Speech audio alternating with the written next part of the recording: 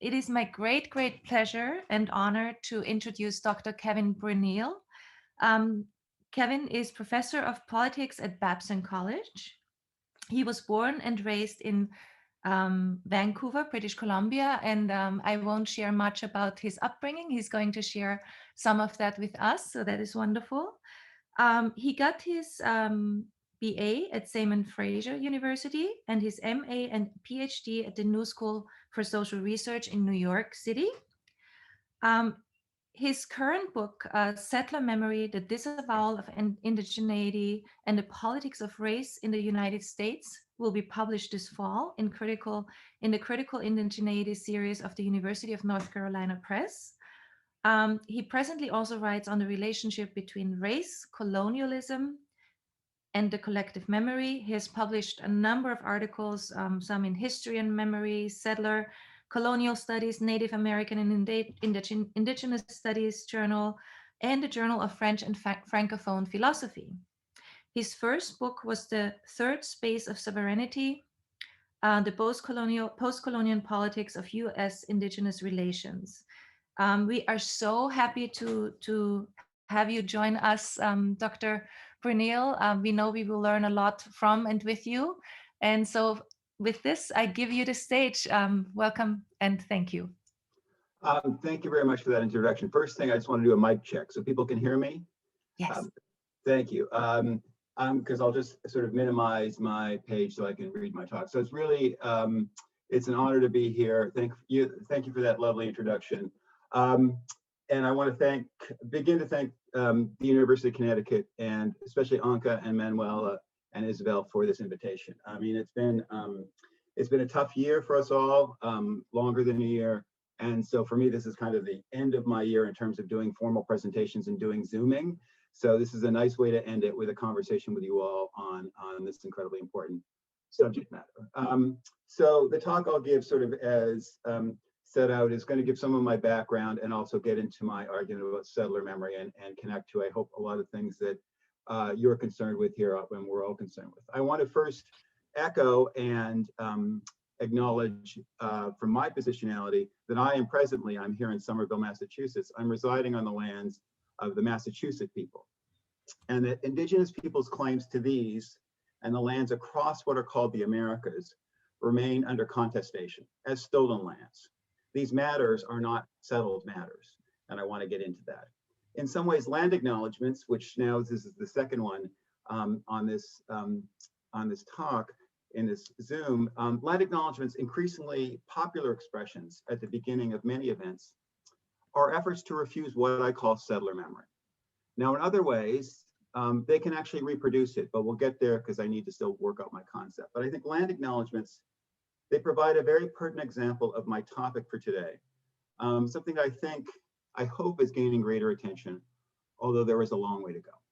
The topic is how we in our classrooms, our work, our day-to-day lives, and politics attend to the history and contemporary reality of Indigenous peoples' politics and of settler colonialism. And land acknowledgements do some interesting work that can go in very productive directions, but also can actually be destructive. And I want to talk about the dynamics of both later on in my talk. But before getting into these matters and to the specific topic of settler memory, it's important to discuss and set out matters of terminology and explain a bit of who I am in terms of my personal and scholarly trajectory. So as you all know better than I do, I'm sure, language is a fluid structure and set of practices. So no approach is perfect, but here's my approach and how I generally set it out when I introduce the topic in my classes. I most often utilize the terms indigenous or indigeneity to refer to the peoples and subject position of communities who experienced or are descendants and citizens of those nations or tribes who experienced European colonization and settlement over the past 5 centuries and continue to experience it. Encompassing terminology such as that of indigenous exists in a dyadic, often antagonistic relationship to that of settler colonizer. Without the settler or colonizer, we don't really have the notion of indigenous. It's a relational dyadic and I say often antagonistic relationship, and we need to keep that in mind, I think. But it is not, the term indigenous is not meant to homogenize or subsume the specific national and tribal identifications of peoples in relationship to their own communities. Other terms utilized on occasion include Native, Native American, Indian, American Indian, or First Nation, depending upon the source utilized or context, from different organizations, nations, perspectives, writers, and scholars. Indigenous is more of an umbrella term. When possible, I suggest in all our work classrooms, we try to prioritize the specific identifications and terms utilized by Indigenous sources, scholars, and voices. I base that on how the person or organization refers to their citizenship or community identification as best as possible. I also, and I think this is the other part of terminology, and we need to be clear, I utilize the terms United States or US to refer to the distinct traceable history and present of the legal and political entity and set of state institutions of this geopolitical context. I use the term American, a problematic term, when appropriate for referencing the dominant national identity of the United States. I make the point of talking about the terminology about the US and America because there's often the effort to be clear about the terminology of non-dominant groups, and we can sometimes naturalize the dominant institutions. And I think we need to denaturalize that and think about the language of US and American. And I'm not avowing or complimenting or praising or affirming American, but it is a dominant national identity that needs to be named, discussed, and critiqued from that basis.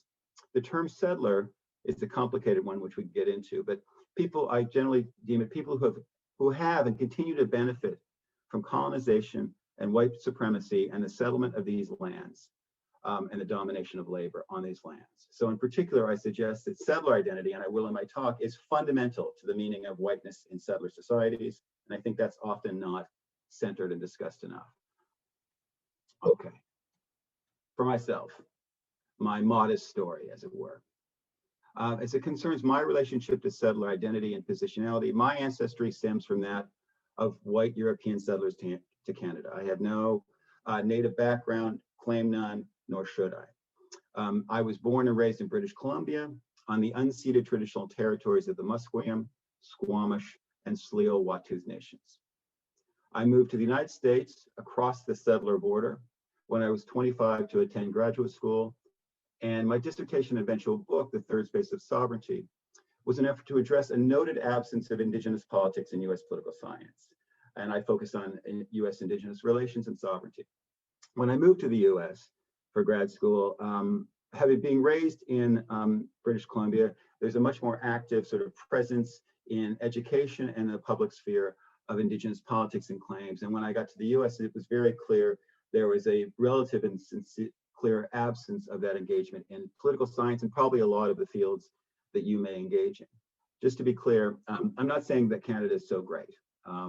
Being born and raised there, I often say it's the world's most overrated country, but if you want to talk about that, we can. Since being in the US through graduate school, and now I've been at Babson College for 20 years, over 20 years, I've grappled with what it means to be of both white and settler ancestry in a nation in which whiteness is up for some measurable, though still insufficient, form of political attention and scholarly discussion, as is the case with gender, sexuality, and class. Some attention, but still inefficient.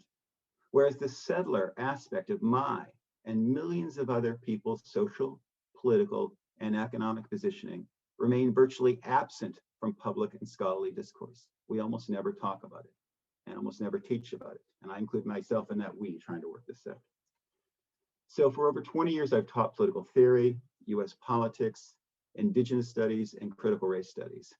And so doing, I persistently faced the challenge of how to incorporate and connect Indigenous politics and settler colonialism to the topics of US politics, political theory, and race studies without rendering the material an appendage to the general topic. And this is probably my first note, which is we tend to, I think I fell into this trap, I think earlier in my career, to do the add-on, the appendage, the 1 week on Indigenous politics, the 1 week on Indigenous peoples. And I think while I think that's a movement in a potential good direction, I think we need to think about how we intertwine these and think about the relationship to them and amongst these different knowledges, scholarships, histories, and experiences. And that's the challenge I think we need to push forward and demand of ourselves. Presently, I teach a course on critical race and Indigenous studies. I bring them together because I think they are fundamentally together as forms of histories and experiences in politics without collapsing them. In that course, the problem was not and remains not coming up with appropriate materials. There's brilliant voices and thought and scholars across these fields, but rather the presence of settler colonial assumptions that even some of the most influential non-native writers do not notice, or notice only faintly, like a wisp of memory, sort of here and then gone. This I discovered to be evidence of the work of what I call settler memory and even the most sophisticated and progressive scholarship. And I'll return to classroom strategies in the latter part of my talk, but first I'll offer a sense of the problematic to which I refer by pointing to the comparative examples of Rachel Dolezal and Elizabeth Warren. So yes, we're going there. Just a reminder of Rachel Dolezal. She was the head of the local chapter of the NAACP in Washington State. And in 2015, a controversy emerged because she had claimed she was Black, and her parents, and what's clearly one of those most famous family disputes of the 21st century, her parents disagreed and claimed that according to our racial categories, not to essentialize our racial categories, in fact, her ancestry and positioning is that as a white person. So her parents said she was white, she claimed and still claims she was Black, and this generated, as I'm sure many recall, this wider national conversation about the meaning of whiteness and Blackness in the US and generally. There's another thing that happened. Well, her parents disagreed about that. One thing they did agree on is this. Dolezal was also claiming that she was part Native. Had Native ancestry. On her job applications, she was checking the so-called Native American box. Her parents said they did agree that she has, and I quote them, a faint trace of Native American ancestry. Now, apart from people who write in the area of Indigenous studies, this part of Dolezal's self-defined biography, the Native part, received almost no concerted public commentary in the wider discourse about her claims and its implications. It was either accepted, ignored, or if questionable, still not deemed a pressing matter for public discussion. Like her purported Native ancestry, Dolezal's claim to Native American identity was but a faint trace amidst the American public debate about race. Now, in comparison to Dolezal, Senator Elizabeth Warren has made a barely substantiated claim to distant Native Cherokee ancestry. It shifted in terms of what she's claiming. She used oral history, family history, DNA, and I'm not even sort of questioning the claims itself. We can get into that, but I'm sure we're aware of this sort of situation. While Warren has been questioned and criticized for this claim by many, especially Indigenous feminists, and famously by Donald Trump, it has not undermined her status as a leader in the Democratic Party, including becoming a candidate for the 2020 Democratic Party presidential nomination, and today having a very strong standing as a significant senator in the Democratic Party, especially amongst the sort of liberal progressive wing of the party. So what do we have? Rachel Dolezal's claims about being Black placed her beyond the pale of mainstream politics. She's become persona non grata and a mock figure, and I'm not critiquing that claim. It's a deeply problematic claim, as we've seen with others. Although her purported faint trace of indigeneity made no real impact on the debate around her. Warren's claim to Indigenous ancestry remains fodder for public and political debate, but has not had a defining negative impact on her political fortunes. We can discuss her campaign in 2020 if you like, but looking into it, I don't think that's the key factor for her. The Dolezal-Warren comparison is just a brief example, but offers a sense of the complicated relationship of indigeneity and settler colonialism to race studies and to politics generally in the United States. Of what is known and acted upon politically, we got to do something about this. And what is known and disavowed politically, I don't know if we're going to do anything. What's really the issue here? Why? What's the dynamic? Well, as Sisseton Wahpeton Oyate scholar Kim Tallbear asserts, so-called Indian blood, in quotations, or ancestry has become, as Tallbear puts it, a desired object. Its complete loss would be lamented, as the first American is central to the country's nation-building project, to constructing more legitimacy and a uniquely American identity, end quote. Tallbear's point is that indigeneity is neither simply eliminated nor absent in US social and political life, but rather it is absorbed as a constitutive ancestral memory lodged in the background of the meaning of American peoplehood, in particular for white Americans.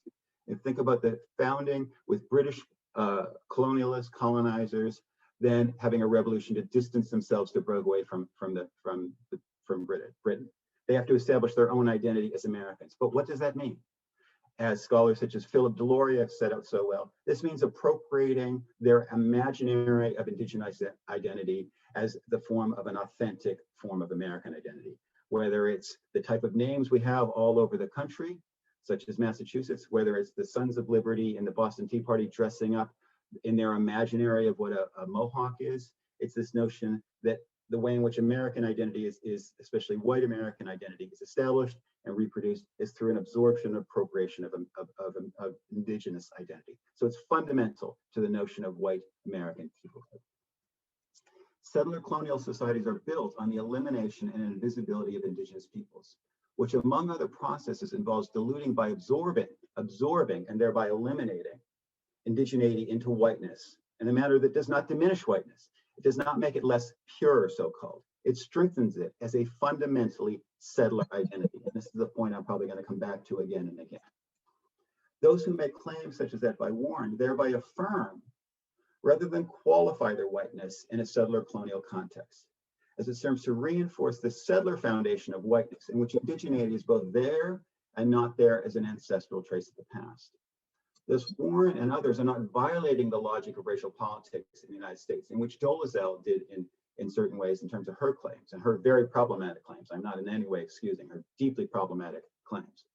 But for Warren and others, they're not violating the logic of racial politics in the United States, in which indigeneity is more of a faint trace rather than an active presence, representation of a people of the past, not of the present. Thus, Warren is reaffirming this logic. To put it another way, as for Warren and others, there's nothing whiter in many ways than a white person claiming indigenous ancestry who has no recognized relationship to indigenous communities. I mean, how many people has one come across who has a Cherokee princess ancestor somewhere in the background? It's very white American, white Canadian thing to do. So I argue that this simultaneous absence and presence of indigeneity is inherent to the popular politics, discourse, and debates about race in the United States and in US political life in general. Settler memory, and this is what I'm calling it, and I'll get into it a little more, has this undermining effect by rendering indigenous peoples and settler colonialism invisible or barely visible as active contemporary forces. As such, it also it evades from public and political discussion the settler part of white identity and white supremacist policies, practices, and discourse. I thus put forth settler memory as an analytic that offers a way to explain how indigeneity resides so often in the background of race and other political discussions, a constitutive background that has a shaping force that we don't engage in enough in our classrooms, in our scholarship, and our general politics. And I think we need to, and I think there's a lot of reasons that we have to, including I think it opens up many productive conversations. Inattention, a lack of attention to this complicated dynamic, not only undermines the effort to understand indigenous politics and settler colonialism itself, which is fundamental, but also stalls the effort to advance the conversation around race too, I think, including on some of the pressing issues of our time, such as police violence, mass incarceration, climate catastrophe, and the relationship of race to class, sexual violence, and heteropatriarchy. To be clear, settler memory refers to the way in which a settler society, and I'm referring to the US here because that's my focus of study, but I think it can and does apply to other settler societies in their own ways, in which a settler society habitually reproduces memories of indigenous people's history and of settler colonial violence and dispossession, and in the same moment undercuts the political relevance of this memory by disavowing, not erasing, but disavowing, saying it doesn't matter, the presence of indigenous people as contemporary agents and of settler colonialism as a persistent shaping force. In the US context, one can locate settler memory at work in place names, Massachusetts. We can go up and down the East Coast across the country and find cities, states, and streets in which topographical markers are drawn from, appropriating from indigenous names and places and people. Of course, sports team names, past and present, holiday and holiday rituals, Thanksgiving and Columbus Day, consumer products, Jeep Cherokees, Pontiac, literary film and television stories, Pocahontas, the many cowboy and Indian theme shows, US military nomenclature, Black Hawk and Apache helicopters, and as well as the myths and narratives manifest destiny that have a shaping force on the story of the nation that calls itself America. They're all over the place, everywhere. These are examples of what I refer to as mnemonic devices that prompt and reproduce settler memory. The reach and range of this list indicates that these reminders of the history and memory of Indigenous people and colonialism on these lands are ubiquitous. I'm sure you could name many under these categories that I've offered and more, as might many of your students, which signals some of the classroom strategies I'll discuss soon, of things that are right in front of our face that we can peel back, our students can peel back and have, I think, a more profound conversation. But just as these markers are ubiquitous, so is the disavowal, so is our separation from the meaning of them, the importance of them in our time. So why memory? In particular, I suggest collective memory is a shared story reconstructed through such functions as elite narratives, popular culture, historical teachings, national myths, and public memorials, and many more functions.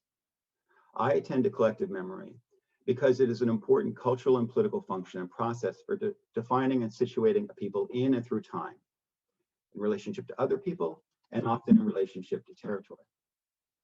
For this reason, memory is a fundamental component of our political and collective lives. The terms and meanings of collective memories are contested political realms, never wholly encompassing nor singular. Collective memories are variously constructed, reaffirmed, argued over, in collision, and refashioned. Donald Trump's "Make America Great Again" was a type of collective memory affirmation that drew, of course, a significant support, and also for many of us, I hope, significant opposition. That is a collective memory political assertion. More so as well, for example, in June 2020, we saw this play out as well publicly as statues of Confederate generals and Christopher Columbus, among others, were toppled and even beheaded by activists. The beheading was particularly creative. I got to give them credit. People who defend these statues often accuse those who take them down of seeking to erase history. However, I argue that when activists seek to remove a statue, they engage in the politics of memory, not to deny or forget the past, but to actively remember and make consequential the past meaning and legacy for the present. In this regard, then, efforts to topple or decapitate such statues as that of Confederate generals and Columbus do not deny the history of slavery and colonial conquest, but rather to seek to place the violence and horror that these statues represent at the center of our understanding of their relevance for our time, of how they shape our relationships to one another today. These efforts often collide with those who articulate collective memories that defend these memorials by disavowing the relationship to racial and colonial meaning, either in the past itself, say, you don't understand Columbus. I've been involved in Wellesley, Massachusetts, in trying to change Columbus Day to Indigenous Peoples Day, in which the activists there succeeded. Intense conversations about the real meaning of Columbus. Or disavow in terms of as it regards the past impact on the present. That's all in the past, let it go, today is today. We've heard that argument many times. To be clear, settler memory is not a forgetting of Indigenous people, of settler colonialism, and of white settler identity. It is the white settler capacity to see and not see, to remember and know and not acknowledge. It's our white settlerness and relationship to indigeneity, to the history of race and the functioning of settler colonialism. So I ask in my teaching and research and in political life, what is the work that settler memory does in shaping race politics and discourse?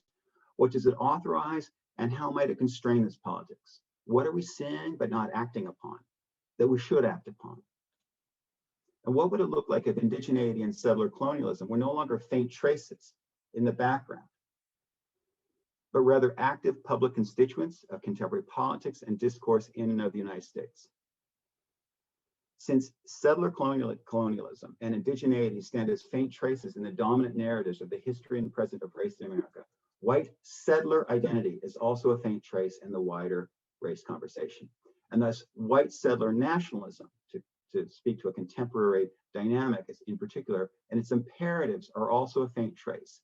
In my book, Settler Memory, one of the chapters is on Trump and Trumpism. And I'm actually more concerned with Trumpism than Trump, because we've had enough of him. But in the emergence of Trump and Trumpism and its continued manifestations, as we can see, there's a lot of discussion about Trump as a white nationalist, completely justifiable. But I would argue that we're missing something if we don't talk about him as a white settler nationalist. What does that mean? A relationship of domination to land and bodies, to people and space and territory, so that the throwing up and fantasy about walls that keep racialized external others and threats outside is a white ethno-nationalist claim, and also fundamentally a settler claim based upon stolen land.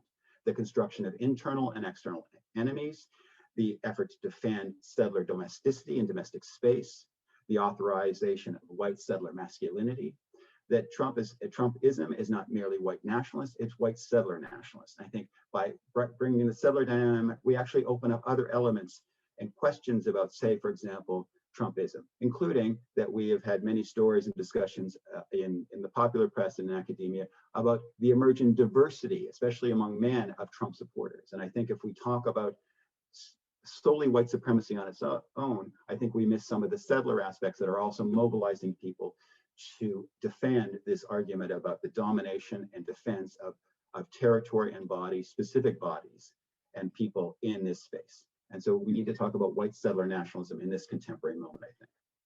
So I mean in my work to extend whiteness as a position of and claim to racial superiority to account for white settler identity, which binds this racial status to a claim to an authority over land dispossessed from indigenous peoples, and to the violence required to gain and secure these lands as settler territory built upon enslavement, heteropatriarchy, and capitalism. In the United States, the concept of whiteness is part of the contemporary race discourse. We talk more and more about white privilege. I personally would like us to talk more about white power than privilege, because I think it's power we're really talking about, but we can get into that. But whiteness as a settler form of racial superiority is relatively invisible, and we need to make it visible. And the invisibility of the settler element fuels whiteness with what I deem to be a hyper-violent and masculine impudity, among other things. My aim here is not to point out, just to be clear, an exclusion and call for inclusion of indigeneity into the US racial frame, either be it in a multicultural model or something else, as this model has inherent problems. First of which, it being assimilatory and a colonialist in his own way. It just incorporates indigenous people into this frame. And I think we need to challenge the frame as a whole.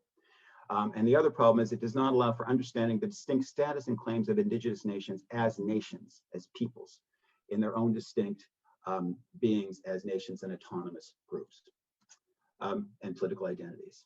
Rather, the purpose here, I argue, is to seriously consider the particular form this faint trace invisibility of indigeneity and settler colonialism takes, why it does so, to what effect, and what would it mean to consider the impact it has on the wider race discourse and the wider politics as a whole.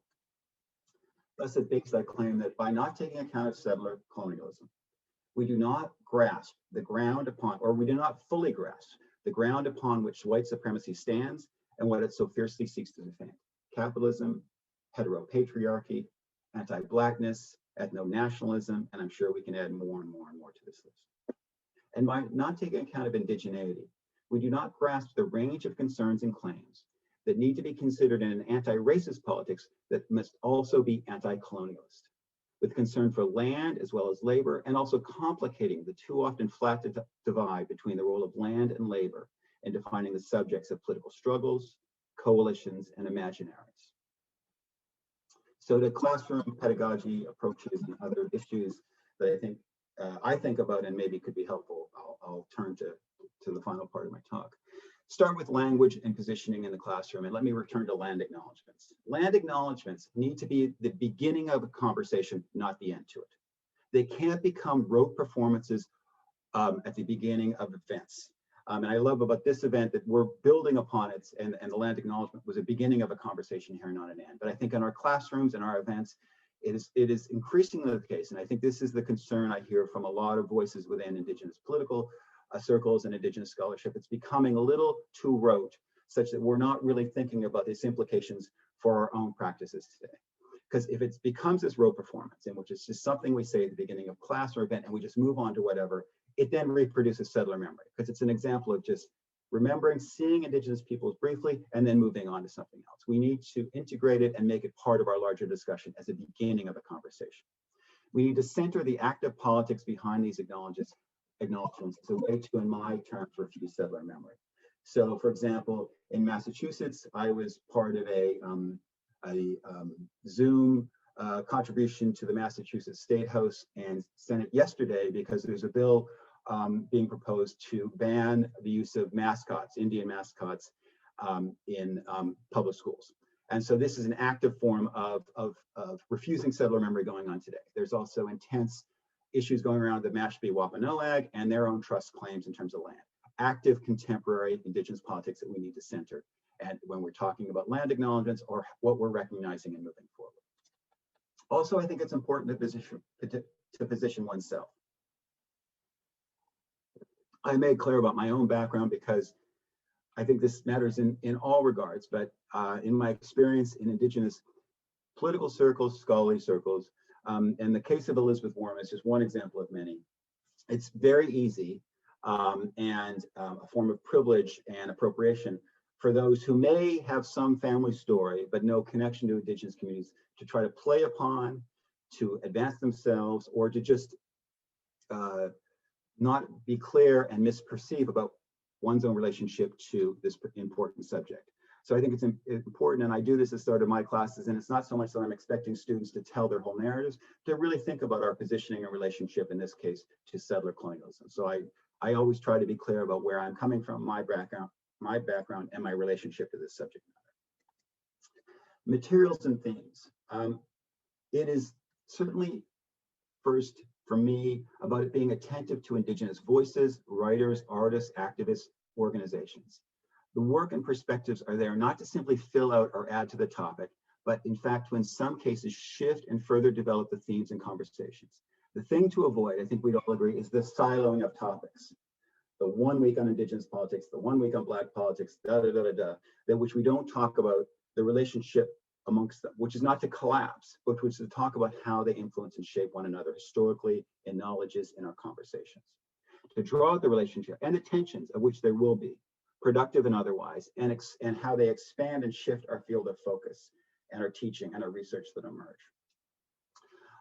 And there's of course centuries of Indigenous knowledges and voices, writers to center and draw upon. I think also in the last 20 to 30 years, especially within scholarship and fiction and nonfiction, I think there's just been an incredible plethora of amazing work that I think can be drawn along many fields. But this also counts not only for material and perspectives from Indigenous peoples, but in my work, from across the range of what we might teach. So I teach critical race and Indigenous studies. And in my book, I have a chapter on settler memory. I have a chapter on James Baldwin's work. And when I teach critical race and Indigenous studies, James Baldwin is usually early in the course because he's foundational to me, to one of the key moves in critical race and our understanding of race, which is to turn the problematic around. Instead of the problematic of white supremacy and racial inequality being the issue of what's going on with Black Americans, Latinx, Asian, Indigenous, what's wrong with them? How do we deal with that group of people of color? For Baldwin, he turned the lens around and said, that's not the problem. The problem is whiteness. The problem is what's going on with white America. That's the lens in which we need to analyze the problem of race and white supremacy in America. And Baldwin was key to turning that around, to turning that lens around that I think we're engaging more with. But also with Baldwin, what's fascinating with him, he loves to talk about cowboys and Indians. He loves to talk about the metaphor of at times, Black Americans being the metaphorical Indians subject to the next genocide. You could find this in his fiction and nonfiction writing, in his interviews, in his debates. So at times, I argue, he engages a little bit of settler memory, and at other times, he engages in this very direct calling out of the history of genocide, of the contemporary forms of genocide against Indigenous people.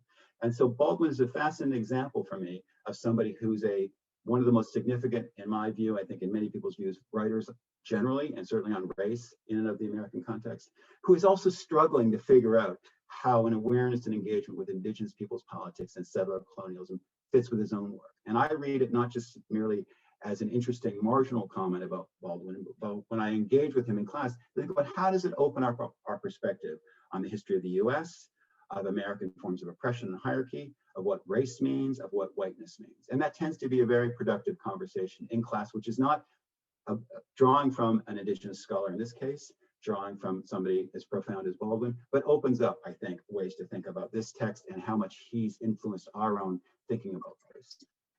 Assignments, just to give one example. An assignment that I give in many levels of my class that my students get into is to what I call refusing the settler memory of your hometown.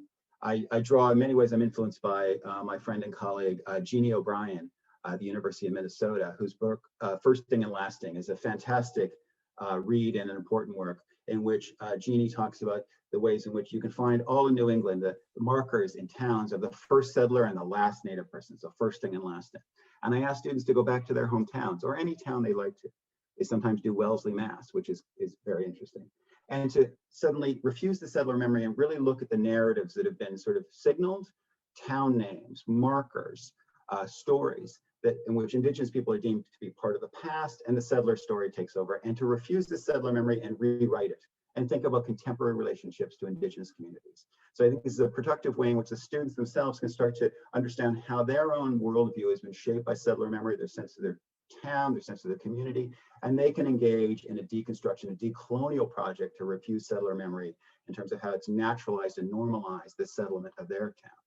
Or the role of language in day-to-day life. I already mentioned such things as consumer products, sports teams, to get into and to denaturalize, to decolonize the language that shape the way in which we understand and imagine and normalize Indigenous peoples as a people of the past and not of the present, and the other implications of that. In the wider political world, I think refusing settler memory opens up and demands that we pay attention to solidarities and connections, and also tensions among different groups battling for, fighting for, arguing for an end to oppression and for freedom. So I think about the solidarities between Standing Rock, the Standing Rock movement, Black Lives Matter, Palestine, which obviously is centered, I think, I hope, in a lot of our perspectives right now, migrant movements, and so on and so forth.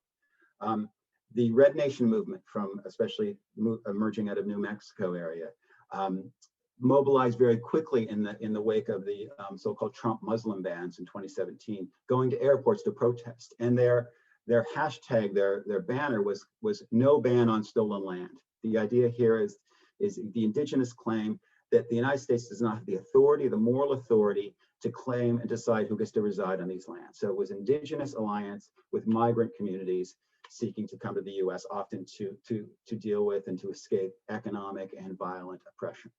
Water is Life out of the Standing Rock. Water is Life was about Standing Rock forms of protest against extractive capitalism and poisoning the water, but to talk about water is life for all of us.